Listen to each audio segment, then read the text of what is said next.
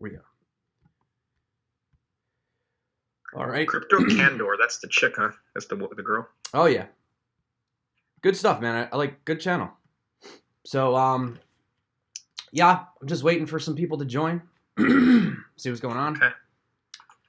Like I said, it's a little late, so we'll see what's going on. Let me actually refresh right now. Let's see, where's your? I can't see. Let's see. Try to find where's your thing.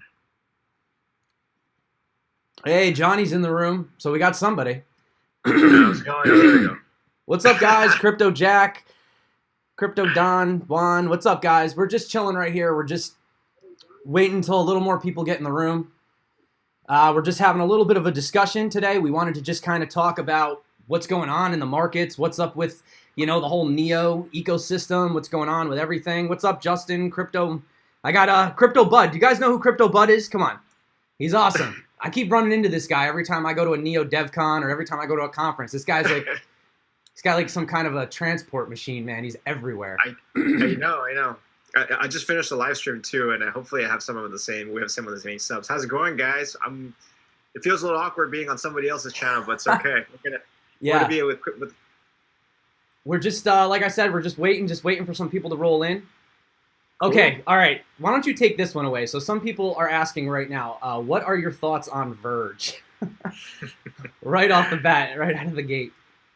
So yeah, hey, how's it going, guys? Well, first off, I want to thank Crypto Zombie here for inviting me to his channel. We're probably going to be going back and forth later on. I'll have him come over to mine, so I think it'll be nice kind of collab here. All I can say, I want to put it up. I'm going to say we're going to do a two-step thing here, and we'll let you guys kind of throw in some of the coins. Let's do the first one for Verge here. I think people are on let's see, Verge. I'm not, well, look, I guess I like Verge as a trading coin. I just don't know if it's going to be competing with the likes of Monero and Dash. I think Verge is a very interesting one. A lot of people like it. It's all hyped up. But I personally would bet on Monero. I don't know. What do you think about that one, Zombie? Verge? K-Dub. Yeah. Well, I don't know, man. I mean, Verge, it's a pretty decent privacy coin personally. On my channel, the thing is I don't really do a lot of privacy coins. It's not that I don't like them. I mean, if you're trying to get involved in them for like a flip or something like that, you know what I mean, or something. But I don't really have much of a need to keep my stuff private. So yeah, I don't know. Just kind of never really got into the whole privacy coins. I mean, from what I've heard though, Verge is pretty cool. They're utilizing like the Tor network and things like that, which I've heard that's had some of its bugs as well. But yeah, man. So hey, Cryptobud, you think you can move a little bit to the left? Just like sure. Slightly? This way or just this way? No, your left. Yeah, you got it. My left. Yeah, there you go. All right, because we had you have a beautiful bookshelf, by the way, though. I must say that. Oh, thanks. Yeah. All right, so we have almost 100 people. That's good enough. Like I said, it is kind of late. I know for all my friends out there in the UK, I know I'm going to get the complaint, why are you doing a live stream so late? But what can I say? This guy's a busy guy over here. So, yeah, so why don't we talk about some things that are going on what do you think? You're the master. You are the master of technical analysis. I'm just the fundamental analysis over here. So, in your opinion, what do you think about these markets? You were talking about the trade wars. That kind of got me interested. So, yeah, what's really interesting is that I was actually going on CNBC just earlier, and I was just looking at the stock market. Man, that thing is just like going to start tanking again. I know. The market right now in the stock market, it's pretty bad. Actually, I look at it, it looks exactly like the Bitcoin chart a couple of months ago. So everybody's like, what the hell? I'm like, we're getting a redux. Actually, we want to go short the stock market right now. It's a really interesting time. You can actually go short the S&P 500. And you can probably take some of that money and dump it into buy Verge or something. So you can definitely, yeah. I can almost promise you, like, you're probably going to make some money because right now the NASDAQ futures and the S&P 500 futures are pretty much in the red too. So we were there already a couple of months ago. So now it's the stock market's turn. Yeah. Gazoon type. Yeah, I mean, I don't really, I'm going to be honest with you. I know Data Dash, Nicholas Merton, there's lots of guys. I don't really pay attention to the stock market, but I'm sure that it affects crypto. I'm just so in crypto. Like, for me, like, I looked into doing stocks years ago, but I don't know. Crypto for me was just, I found it to be easier. You know what I mean? Like, I couldn't figure out how to get involved in stocks. Like, no one was really helping me. And with crypto, it was like, oh, I just send money to Coinbase, and then I send money from Coinbase to Binance, and then I buy something. I could do that, you know? So that's where I got involved in. Somebody wants you to talk about the death cross. You know what I mean? Yeah. Okay, so I don't know. So for me, the death cross is, I actually was talking about it in my stream earlier, but actually on Twitter, it's basically when the moving averages kind of cross over. Like you got the 50 and the 100-day moving average. It's basically a technical indicator that says, oh, the 100-day moving average is rising higher than the 50. Normally, it's supposed to be the other way, the 50 and the over the 100, because that usually signals that the prices are pretty much going down and slowing down. I personally think it's overhyped. I mean, they make it sound like it's the death cross and we're all going to go to the toilet.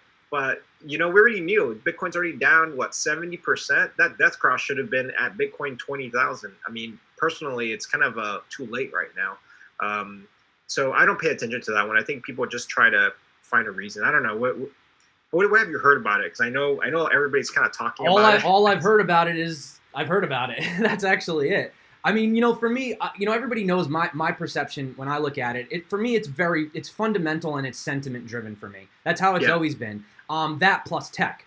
When I got into this, I had no experience whatsoever with trading. Didn't even know how to read a chart. I mean, I know that, obviously if it's green, we're doing well. If it's going up, that's good, I guess. Well, assuming you're not trying to accumulate. But so it's funny because I feel like by being in the crypto space, even for this short period of time that I've been involved, I kind of feel like I got like a hyper lesson on learning how to, look at charts, because instead of having to wait months and years, I only have to wait a few days to see the differences. So it's actually kind of exponentially increased my understanding and learning of charts. But, for me, I personally just, it's always just been, how do people personally feel about the market at the time? And then as far as investing in projects, it's just a lot of, I mean, you can make money off of hype. You can. But if you're not a swing trader or a day trader, or you're just going to hodl, then your best bet is do your research, get involved in projects, hopefully when they're at a lower market cap. And that's how I got involved in ant shares. You know what I mean? Back when everybody was kind of like, oh, I don't know about this. I can't figure out the white paper. It's a scam. I was like, this is a really good opportunity for me to kind of slide in while everyone, because the best time to buy is when people are in doubt, when people are in fear. So that's my that's my thing, And honestly, I mean, dude, I told you a long time ago, you're one of the YouTubers I used to watch before I even had a channel, and I used to listen in my headphones at my job. And your analysis used to kind of like push me towards some of my choices. So I guess I'm partially responsible, or excuse me, you're partially responsible for me purchasing Neo back in the day. And now I wanted to also talk about Ontology a little bit, because you just came out with an awesome Ontology video. I did a video like a month ago, but so much has changed just since then. Because back then, we were still trying to figure out. I think people still don't know what the heck Ontology is. But let's talk about it, because everyone's asking about it. So let's. Yeah, you know what's funny? I heard a guy who's like, "What's Ontology?" It sounds like oncology. It's like something you would go to a doctor's office, and they would do that. And I was like, "Oncology? What the heck is that?" I just did a whole review on that. I spent sleepless a couple of nights, reading up on that paper. You did a great job too on that review. Your video has been all over the place, and I was like, it's had a month over yours, so I'm sure, dude. Trust me, like your video is excellent content. I actually enjoyed it, and I learned a few things from it. So thank you for that. Yeah, you know what's interesting is I'm glad you were, because a lot of people, I'm pretty sure a lot of people have, you're a Neo fan, and I'm sure you got on when the right time, when it was an ant shares, and very similar back then. It was like, what the heck is an ant share? There's a picture of an ant there. And then now we're looking at Ontology, and it looks exactly the same. It's like, I look at it and I'm like, I can't figure out what it is. What does it do? But all I know is that it's got some really interesting tech behind it. So I feel the exact same way right now with Ontology. In fact, I told all my viewers, I was like, I'm going all in. All in meaning that a good chunk of my portfolio has been shifted over. I kind of converted some of my gas that I've been accumulating for almost a year. Yeah. And then I just dumped it. And then I'm going to buy the Ontology token, because Honestly, guys, I mean, you guys heard it here first with me with KDub here.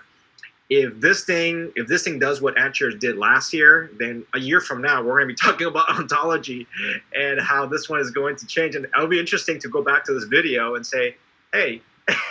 I think what people do. Actually, let me look right here. I obviously I can't pull it up in the live stream, but what is ontology? It's like 350 million market cap right now. Is that what it's at? Yeah, about 300 and change, 3 mid change. The last time I did the price check on it, it's about 350. So if you compare the price, okay, just if you want to just make it really easy for people to understand this right off the bat. So buying ontology at this market cap is the equivalent of buying NEO for $7, pretty much.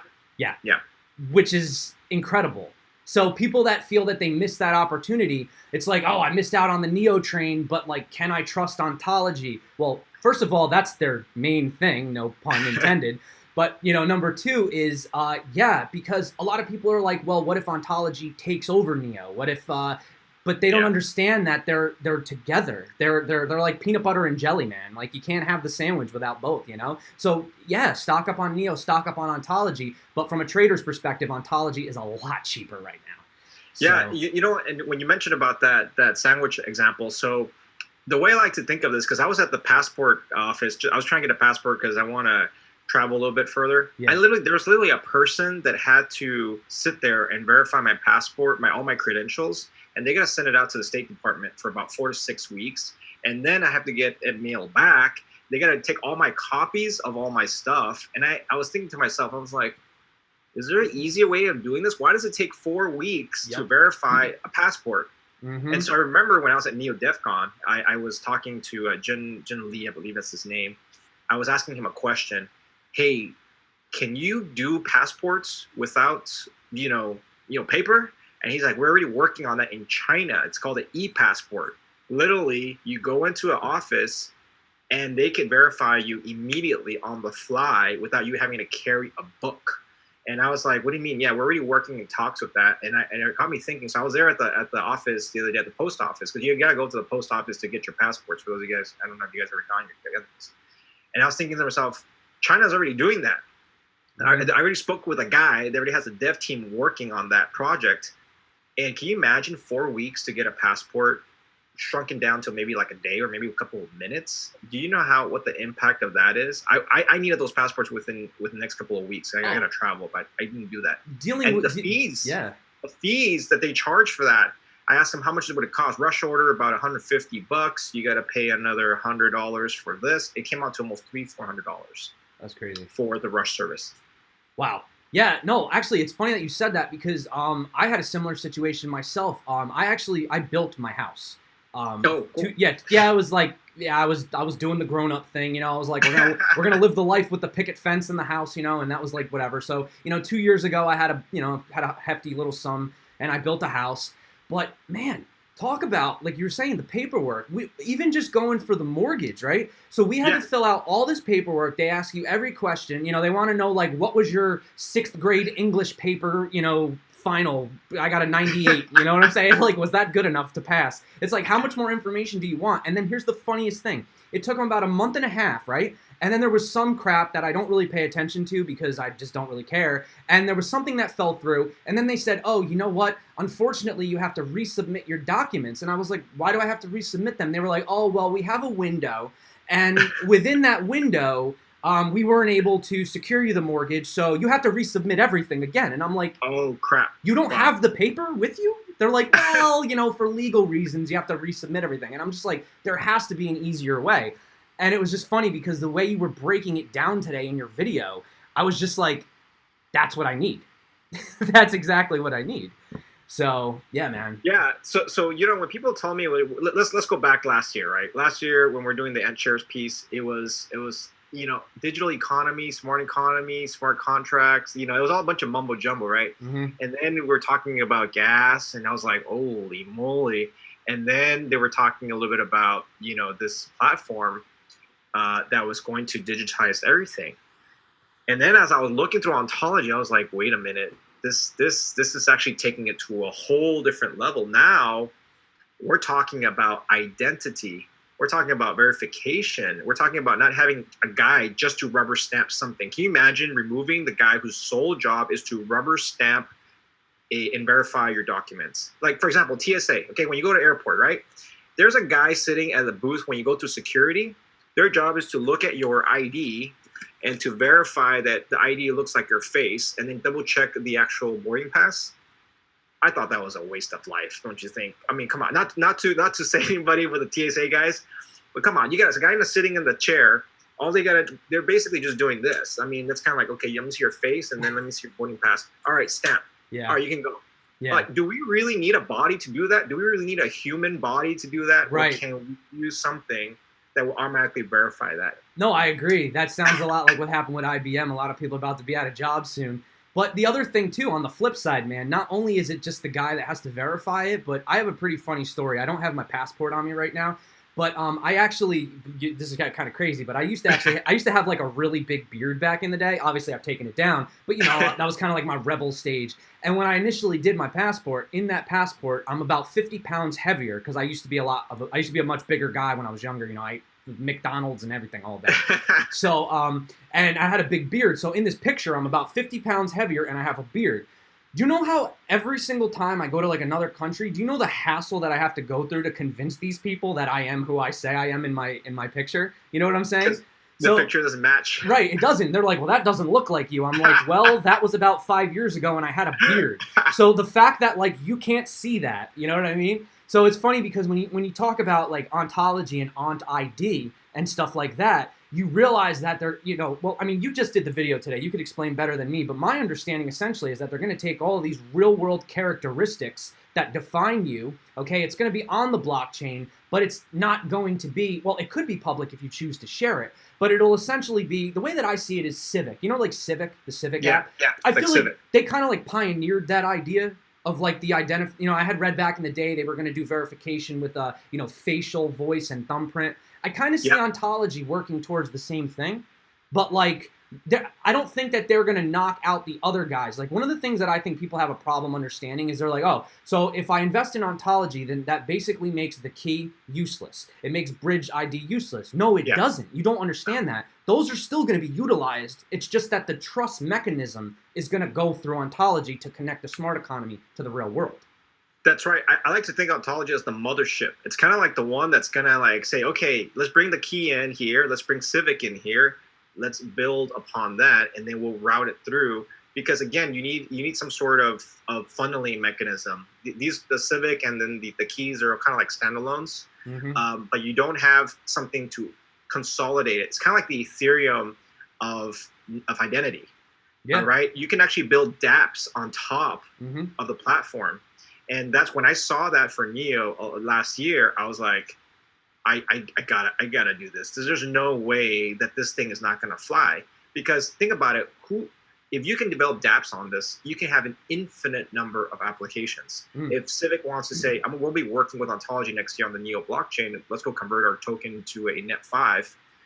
Bada bang, bada bing. You're gonna bring all the Civic people in. You're gonna bring all the key people in. Can you imagine with the transactions that are going to be dealt with on this network? Yes, it's going to be like the ERC20. Steven on my chat actually just said Ontology versus Icon. And I think that that's another example of how it's not a versus type thing. Like, I think that people don't understand the way Ontology is going to work. They think it's not like this versus this, that versus that. It's completely different. It's a mechanism of trust, identity, and data exchange and authorization. Icon is doing interoperability across private and public chains. Like, and that's why we're here today, to kind of talk about that, because I think this is one of the projects that's the most interesting, but it's the most complex. And I usually gravitate towards those because that's where a lot of the opportunities are at. The ones that people are like, you know, what is this? They're going to figure that out later on. And within a couple of months, it's going to get ironed out a little better. Their white paper is very convoluted. I think they went far. This thing is like for a Fortune 500 company to read. And I understand I had the same problem. I literally had to sit down there in my toilet. I was reading through it, and I was like, let me read this like one more time. I was like, they're taking it. But yeah, this is great. I mean, there's a lot of diagrams. There's a lot of diagrams that you have to go through. There's a lot of diagrams. Yeah. So let's take a look at what people are saying. I don't know what are people saying about. Yeah, no, people are talking. I just didn't, I've been yelled at before. People tell me that I cut people off too much on my channel. It's just that I get excited, so I'm trying to let people talk. But yeah, so people are asking, what about Trinity? How is that going to be used? Is that going to still have a role to play if Ontology and Neo, are linked? So I think yes. I think scalability is always going to be an issue moving forward, personally. So I heard something about Trinity doing an ERC20 on their Twitter. Was it on one that they're going to be now move over Raiden act together? Now we have a scalability solution for Ethereum. Oh yeah, right? Because they have the Inwi wallet, so they can they're already doing it on the testnet. But yeah, they're designing this to be a cross-chain protocol really for anything. Wow. Well, they started with Neo. That's where they started. But then they moved to Ethereum, and now they're convinced that they might be able to use this scaling for any blockchain. I mean, right now technically you can't, but eventually you could be using it on Icon, nulls, anything really, essentially. So I just checked the price for Trinity. I think last time I was covering it, it was a little bit higher, and I know a lot of people weren't happy. They're like, "What's going on, Cryptobud?" And I said, But I was there. I saw we were at the Trinity party. Oh yeah, and they had already shown the wallets back then. I mean, the working product. Yeah, no, it was pretty impressive. And the thing is like, people that they go online and they like we do, but you're looking at things on CoinMarketCap, you're Googling stuff, you're watching videos, but like actually being there and seeing it in real life, like watching the founder David actually do it in his hand, that was amazing to me. Like watching the actual transfer of ERC20 tokens and NEP5 tokens from one phone to another live, that was awesome. So, yeah. Yeah, it was. I mean, I'm looking at the price right now, and Trinity is already up 20% right now on KuCoin. It's already at almost 13 cents. Look, here's my prediction. I mean, I'm going to try. Well, let's make it fun. I think Trinity is going to be moved over to Binance. I think that's going to be the next one. That one or DeepBrain. But I think I kind of lost a little faith on DeepBrain. But I have a feeling like my gut's telling me right now. It's like Binance. I didn't lose my faith on DeepBrain. It's just I've gotten involved in projects before, A-Chain, and they have an amazing product, but they are just horrible at like getting the information out, it took me 2 weeks to track down Eric over at A-Chain just to do an interview, and then we did the interview, and it was a good interview, but there was a lot of language barriers. We had to do some translation. He had to write some stuff down on paper, and I think that maybe the same thing with DeepBrain Chain is that they're brilliant guys. They're brilliant, but like they're just not really conveying it properly. Like even when I saw it at Neo DevCon, it was like they got up on stage and they drew like a bunch of like nodes interconnecting and stuff, and I'm just like, dude, I don't know what that means.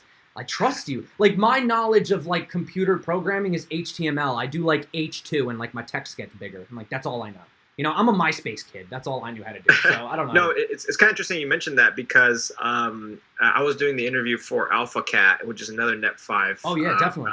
DevCon, and I don't know if your viewers saw that, but it was so hard to talk to some of these people. But I think Trinity has a little better marketing. Link Lola. Yeah. Lola, you saw Lola right there. Oh yeah, they got Lola. They got Lola. She's front and center. Let me just say that. She's front and center. And I was like gravitating towards the table because she was there at the party and she was there at the table, and I was like, that's pretty good. Well, you got to pick and choose your spokespeople, I guess. I'm trying to see. I know you can't see the chat over here. Yeah, a lot of people have been asking. Yeah, Val, the A-Chain wallet does suck. They're coming out with a new one, so yeah, I don't know. A lot of people were asking some stuff. Ontology will do a multitude of things, not just a trust mechanism. Yeah, no, I agree. Actually, you know what? Screw it. The theme of tonight is Ontology. I'm changing the name of the video to Ontology Night with Cryptobud and CryptoZombie. And the reason I want to talk about Ontology, personally, not trying to shill anything, but you literally have the legend Cryptobud who was calling ant shares at like, what, $3-4 over here, okay? I'm telling you, man, Ontology is something that even if you don't understand, you really need to look into it. Like, for example, like, okay, if I send you like right now, like Cryptobud, if I want to send you something, right, and I send you an image, and then you get Yep. it on your phone. Now we have 2 images. So that's not a unique asset, essentially, because we both have the same image. But with Ontology, you can actually copyright your own digital assets. So when I send them around, you can have a piece of artwork or something that you worked on, and that copyright will be your sole personal property, essentially. That's right. And there's no way that anybody could ever take that away from you. Whereas now you have copyright infringement and all these other things, that's going to be literally impossible with Ontology. So, and another thing too, a lot of people are asking, is this the mark of the beast? Is Ontology the mark of the beast? Is the next thing RFID chips in the wrists, and then we're gonna scan? Is that, because there is that, originally, this whole crypto space, it started based on that decentralization and anonymity, although we would argue with Bitcoin. But now, what is Ontology moving forward? Are we eventually all just gonna be like numbers in a digital library, or? Well, it's kind of already happening, don't you think? Because if you look at Bitcoin wallets, for example, you already have some sort of tracking mechanism anyway. People can track your Bitcoin transactions online, and that's, you can follow that anytime. Our credit cards are already linked up. Our phones are actually GPS. They can actually track our GPS. Everywhere we go, everything is tracked now. I think there is that part where, which is kind of like, have you watched that movie, State of the, what's it called? The one with Will Smith. It was called Enemy of the State. Yeah, right? I watched that a while ago. Yeah, that was where everything is tracked. They can track you. They can track this. Is it the mark of the beast? I don't know. I think looking at the Facebook thing, you heard about the Facebook problem that happened with them selling the analytic data to Cambridge. Yeah. People right now are actually still getting tracked. The difference now is you actually can choose what to track now. The privacy space, as you already know, it has been a hot area of debate because everybody can go on Facebook right now and they can collect all your data anyway, except here, you don't even know if they're selling your data to anybody. And then now Mr. Zuckerberg is, in hot water because now he has all your information. Now, would you want Mark Zuckerberg holding your information? Would you like to have it decentralized? And actually, Ontology is actually a decentralized network. It's just obviously everything's getting routed. My understanding is they're not keeping any of that data. They're more as a road to go back between different data points. So they don't technically hold your information unless you are going to allow them to do that. That's where that customization runs. But yeah, I think people are going to be like, centralization. But remember, companies do that, right? Google. Let's take a look at Google real quick. Doesn't Google have access to all your data right now? And people still use it. I guess you can make the case, right? But I don't know. It's a little different. It's a little different though. When you compare centralized databases to decentralized, distributed ledger, it's totally different. If you have your information on the Ontology blockchain, it's not like Ontology can just like go all the way back to like block number 39501 and get all my private information. You know what I mean? Like that's the beauty of it, is it's all interconnected, it's verified, but it's not centralized. Like that's true. For somebody to actually get your data on a blockchain, you would have to somehow be able. It's impossible. It's not. Well, people say with these, what do they call those computers that can just quantum, whatever computers. Yeah. But it would take so much energy, so much resources, and so much money. Literally money. Like look at the Bitcoin blockchain. Like people have 51% attacks. It's like, what's the point? If you ever did a 51% attack on the Bitcoin chain, first of all, you'd be completely broke. And then second of all, you would destroy the chain and you would lose all your profits. And then guess what? Like Timmy down the street with his GPU is just going to start mining it again, right? So the same thing with Ontology. It would be completely useless to spend that much amounts of resources to try to get into something. Whereas in a centralized database, really all I have to do is get into the mainframe. Boom. No, and I agree. And I think there's a lot of confusion because people were talking that FUD with Neo came out a couple of days ago. They were like, oh, they're centralized and there's only I think 9 nodes or something, and people are kind of having the same idea that there is going to be a level of centralization on that one. I don't know what the solution is, honestly. Definitely, if you're looking at a completely decentralized mechanism, there obviously has to be some sort of way to. I think you got to meet somewhere in the middle. I'm not sure if where this is going to head, especially. But I think data is definitely, right now we are living in a huge centralized system. I do find that the technology is still very young, and I'm pretty sure they're going to keep that into account. I don't think they're going to say, okay, guys, we're going to go from centralized to more centralized, right? No. Well, listen, even NEO has already admitted that NEO has admitted they will never be 100% decentralized. They've admitted that. And I've said to people before, if you have a problem with that, then buy Bitcoin. Or I think Monero's not, right? Monero's like super decentralized or something. No, Monero's completely decentralized. Yeah. So I mean, if you're worried about centralization, there's 1,500 other coins you can pick. You don't have to buy NEO. You don't have to buy Ontology. But the difference is what I try to stress over and over, and I know we're getting a little. Oh, it says my connection is unstable. What does that mean? Okay. So, but the whole thing about NEO is that I think that their whole idea is they are afraid to follow down the same path that Ethereum followed, where they got really excited. We have this coding language, Solidity. We have smart contracts. We're pioneers. Let it loose. Yeah. And then all of a sudden, a couple months later, it's like, what the heck did we just let loose? Like, we opened Pandora's box and there's so many loopholes, So I think that right now we're going to kind of laugh at this where everyone's like, oh, don't trust those NEO guys. They're all centralized. It's like, yeah, but you know what, though? In 2 years, you're going to be really glad that they got this thing to absolute perfection before they started decentralizing to all the nodes. Because once you start running all these nodes, then that problem becomes everybody's problem. Yeah. You know what I'm saying? So, and actually, you make a good point, because when I was looking at the white paper and this idea of how they're gonna do it. So remember, everybody has an idea. Okay, I'm gonna decentralize eBay. I heard one guy saying, I want to decentralize eBay. I'm like, okay, well, how the hell are you gonna do that? Syscoin actually is trying to do that. So, but yeah.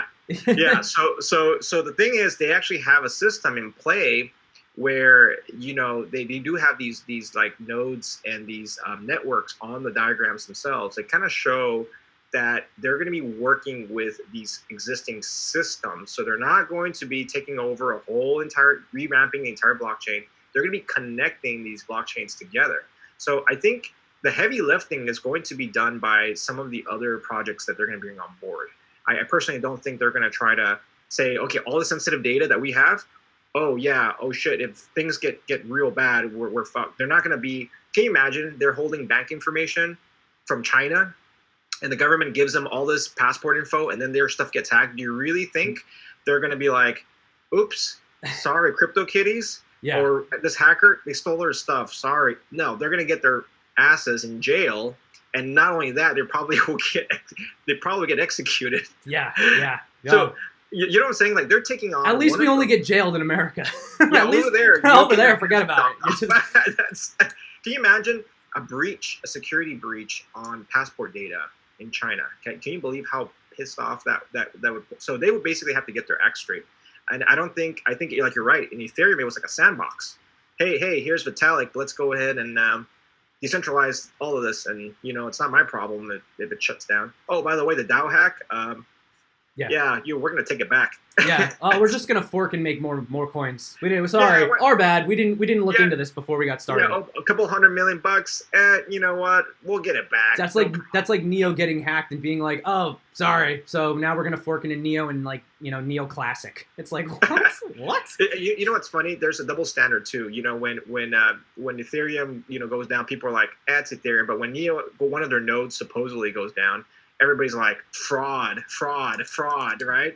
And then I'm like, guys, did you guys know that Ethereum got taken down by CryptoKitties? You couldn't even send your ETH for almost 2 days. Yeah, I find it interesting.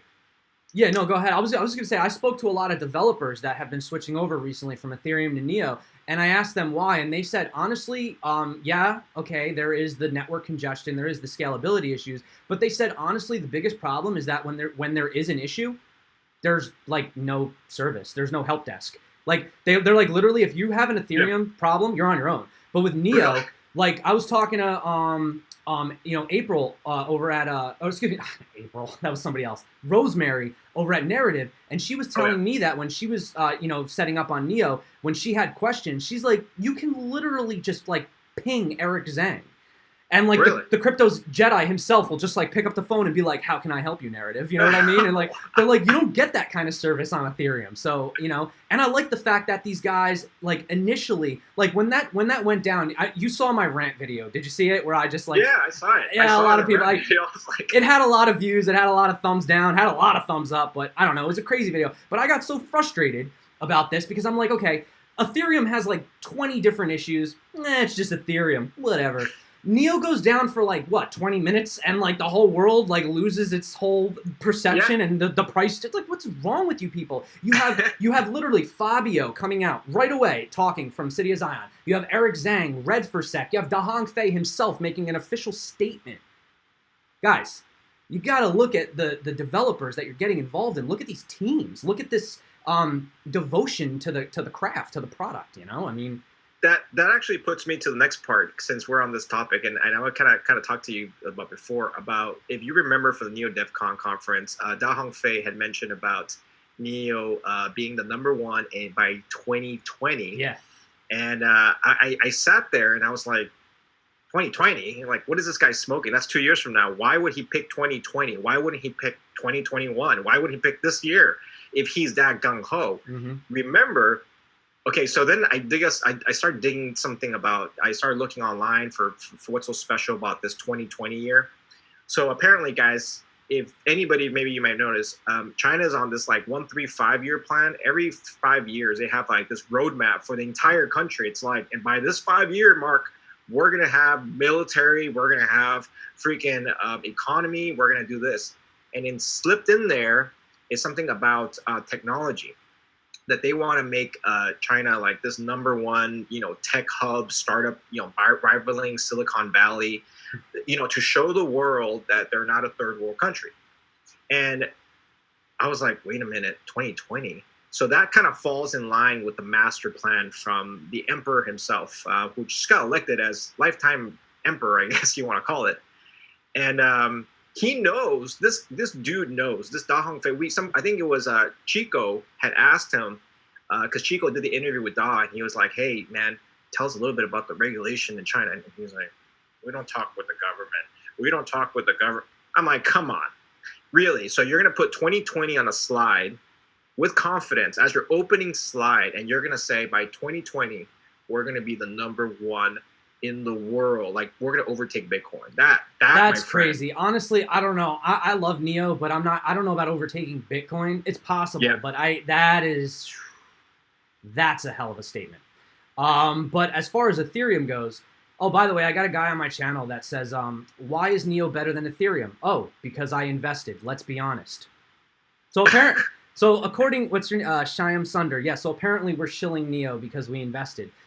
Dude, first of all, Cryptobud, just to let you know, because I've watched his channels, I will speak on his behalf. He was a heavy Ethereum investor back in the day. He himself saw the potential of Neo in relationship to Ethereum, and that's why he chose to invest. And that being said, when I got invested in Neo myself, it was based on intense research and the fact that Ethereum was having a lot of problems. Oh yeah, but I am highly invested in Neo too as well. So yeah, that does help. But I mean, it's crazy. Like, so it's really funny. Okay, so if forget about the fact that we're invested in Neo, but let's look at the tech hands down, right, back to back, right. If you look at Ethereum, I mean, I know there's a lot of people who like Ethereum. Look at what the price of Ethereum is right now relative to what it was last year. Okay, and look at the price of Neo, what it was here relative to last year. Yeah, growth twice, right. Am I going to be investing? Am I going to be talking about a coin that obviously just because there's a bunch of fan base for it? Of course not. I mean, so yeah, I mean, we are invested in it. Why? Otherwise, you'll call us a shill. So otherwise, we'll be shills, right? If we don't invest in it and we talk it up, it's It's tough. It's tough. I mean, you talk about stuff you're not invested in, and it's like, okay. You talk about stuff you are invested in, and you're suddenly a shill. It's like, I mean, anyone that's come to my channel, I talk about basically everything. Like, I talked about Engine Coin today. I've spoken about, Deep Onion. I've talking about crazy coins, man. I mean, I don't care about what they're doing. I respect all blockchain projects. I'll give them all a shot. It's just that, I've done a lot of research. I've heard a lot of people asking me, why haven't you talked about credits? Why don't you talk about credits on your channel? Well, because I don't like investing in white paper promises. I mean, they did it they showed they were able to do 400,000 transactions per second, right? So we're supposed to just assume that that's valid evidence, right? But Yeah. when you're doing something in a closed environment, right? I mean, like, where was the test done? I mean, was there any stress on the network? You know what I'm saying? Like, Yeah. the guys from Zilliqa, they were saying the same thing. They literally, it was crazy. They said the same thing. When they went on stage, they were like, the problem is not how many transactions per second can you do on an intranet or in a closed environment. The real question is how many transactions per second can you do on a congested public network? And to me, that's what I'm interested in. I'm interested in the real MVP. I'm interested in the real project, and what they're actually able to do. So if you watch my channel back when I started, I did a lot more speculative investments than I used to. I would talk about coins that had white papers and didn't have much whatever. Now I focus my attention more on things that at least have a minimal viable product, at least have a prototype. You know what I mean? Like, I'd like to see something moving forward. So. Yeah, no, this. I mean, yeah, test nets don't work. Theoretical white papers don't work. I mean, even Bitcoin can't get the scaling down, and even Ethereum can't get it down. So there hasn't been a project that I've seen that. I mean, let's be honest here. Most of the projects are not as big as Ethereum and Bitcoin, and it's really hard to judge them right now in terms of what they're doing. So yeah, I mean, even the big boys can't handle the traffic right now. So that's going to be something interesting. Now, in terms of some of the other projects, like I think Nano, right, that people were talking about how Nano is going to have, it's going to blow up Bitcoin because of the transaction speeds. But again, how many people are using Nano right now to transact? I mean, you know what? Right. Nano is one of those cryptos where it's what we were asking for. It's what we wanted. We wanted instant and free. Yeah. But Bitcoin's still in the lead. And the question is why? And the truth is that Bitcoin has the most secure blockchain on the planet. It just does, whether or not you want to admit it. I mean, people tend to forget that there are these gigantic mining facilities, consuming massive amounts of energy to produce these digital coins, right?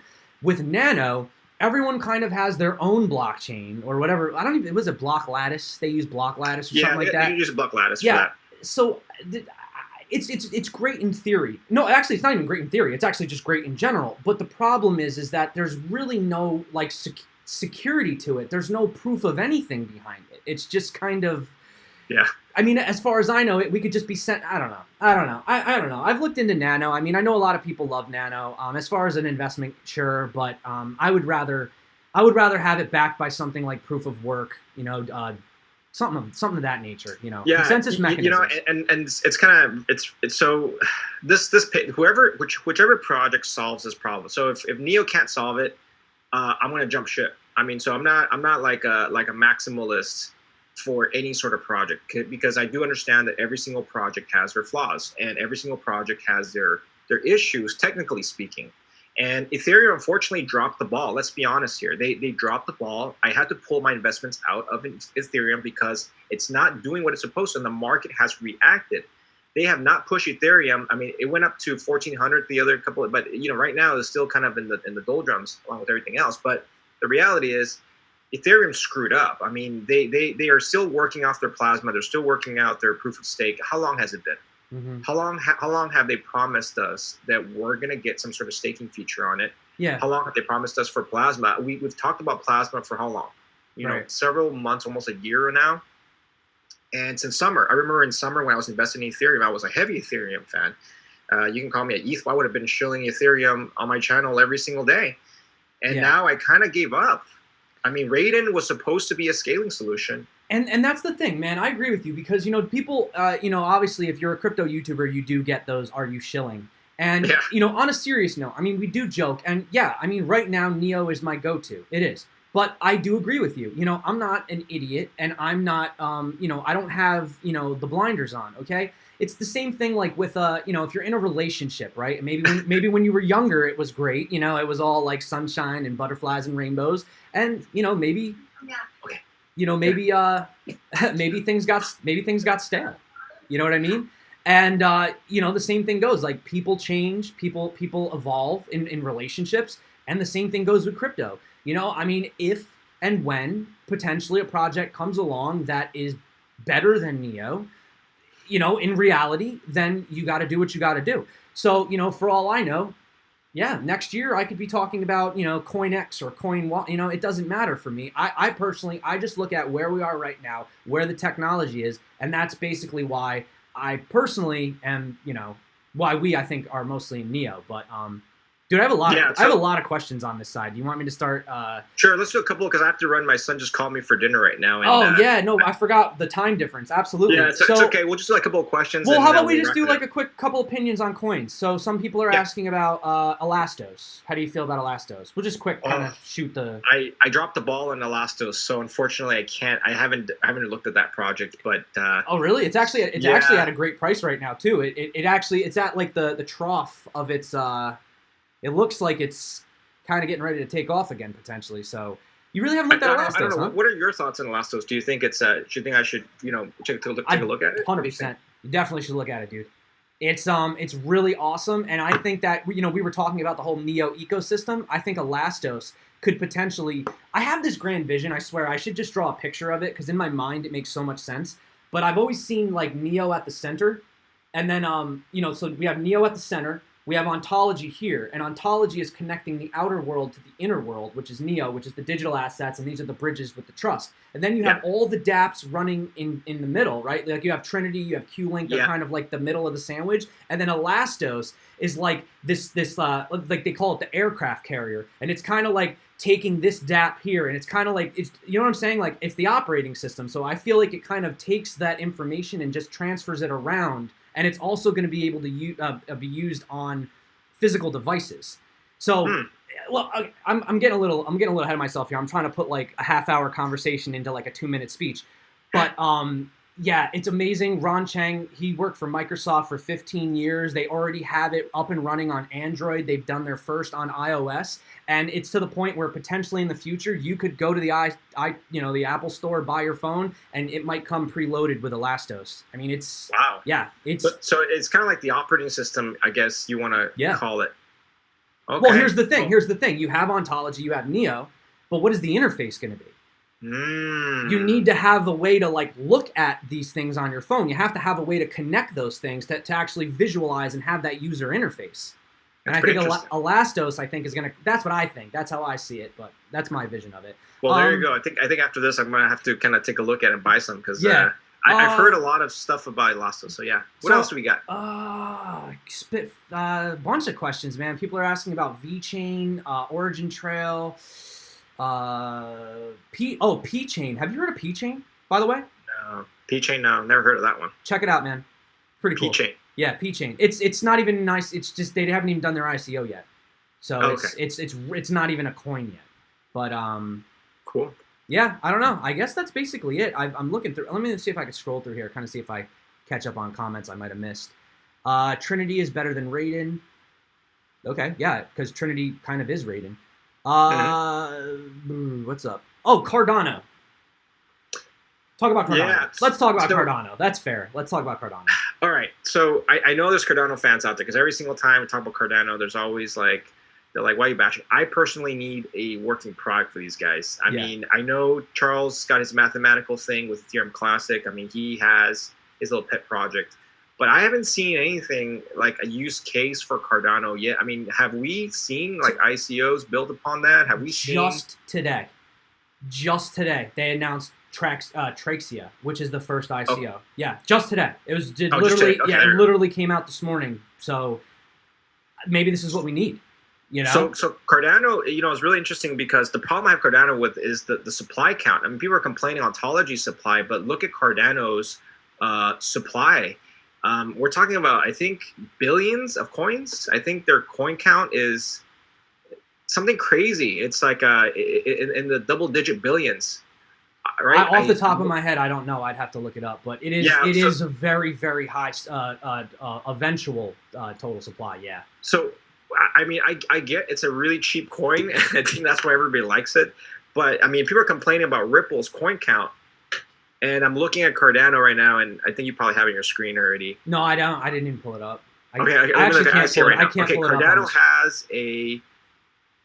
Oh, yeah. Holy shit. 31 billion circulating supply. 31 with a B, right? That's a Now lot. let's take a look at Ripple. Ripple has 39 billion. Okay, so I mean, okay, so here's my take on it. Is yeah, it's one of the top market, cap coins, but I'm just kind of curious why there's so much. I mean, I don't know how they're going to be using the token. Well, how is that going to play? You know, well, like how do you with, actually with feel? some of the other projects, there's governance systems that goes with it.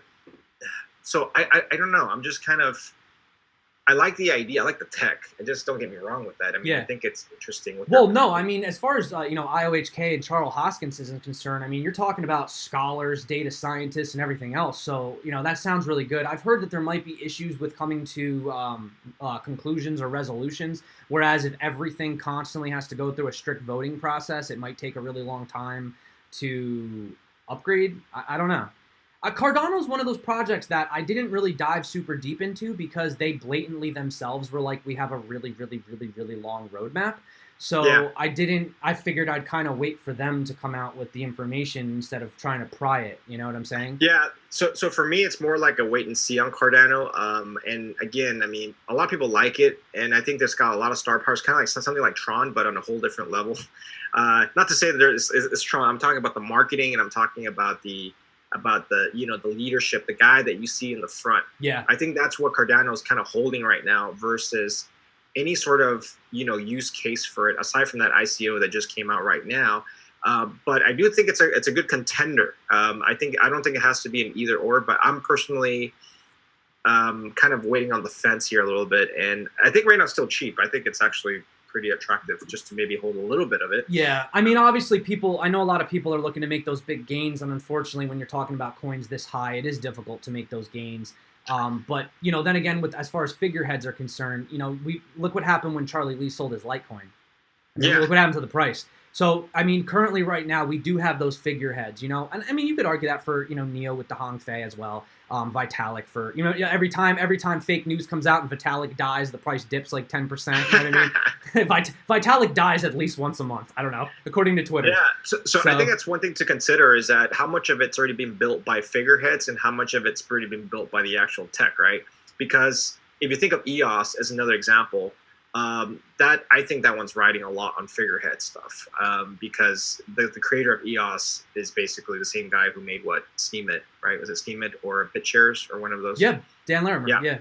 Yeah. So a lot of people are like, "Hey, invest in EOS because this guy did Steemit." I'm like, wait, hold up. What is EOS?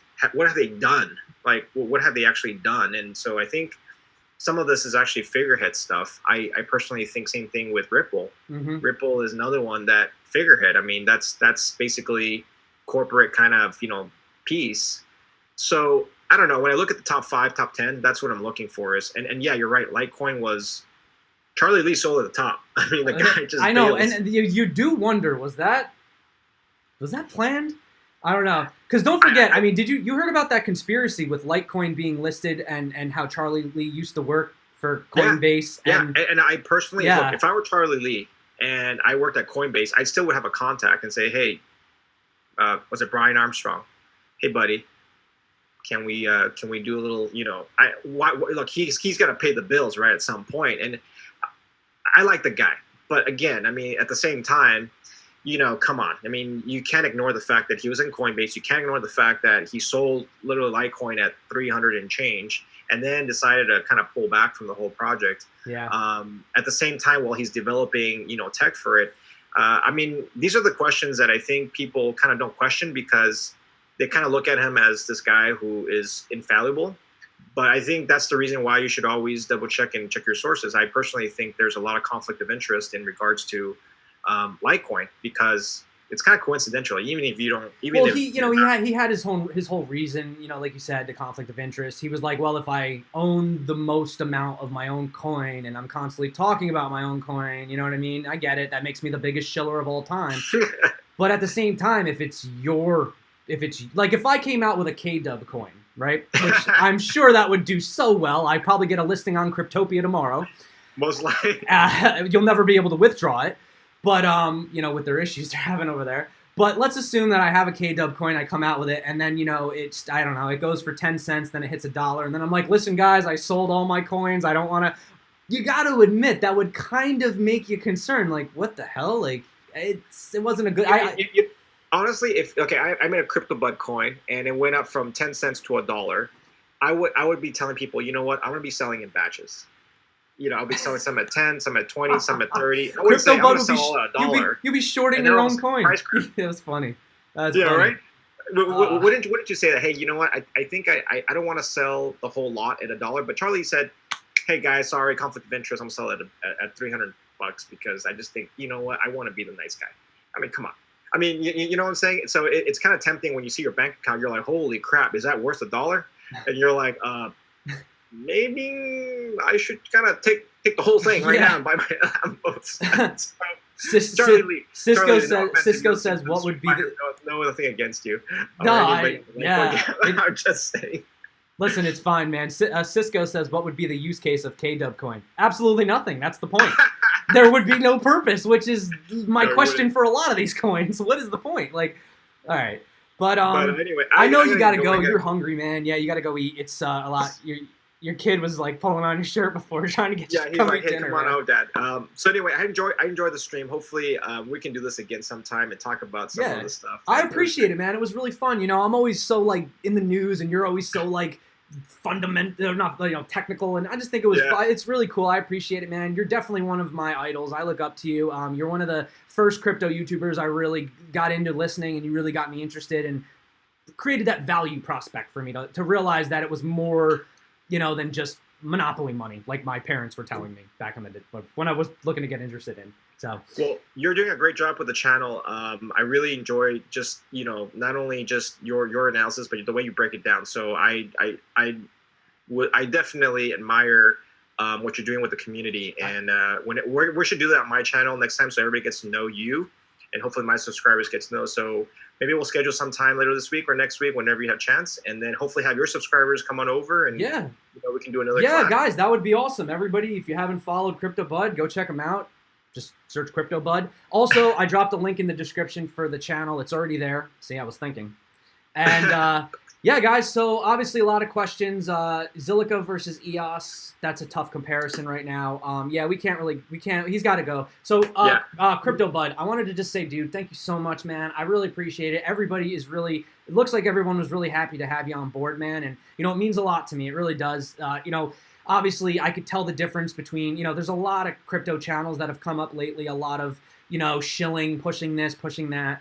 And I think it's really awesome to just remind people that not everyone is just out there to make a quick buck. Granted, I want to make money just as much as everybody else, but I really think that if the community gives up, if you know what I'm saying, like if people give up on the crypto space, then there isn't going to be any money to be made, guys. If we, you have to stay true to this. We have to support the projects that matter, and we basically have to have each other's backs in these types of things. So, Awesome. All right, man. Have a great night. Well, Thanks, enjoy your dinner, dude. I'm going to sign off now. So everybody, goodbye. It was great seeing you guys. Come back later. Bye. All right, guys. Later.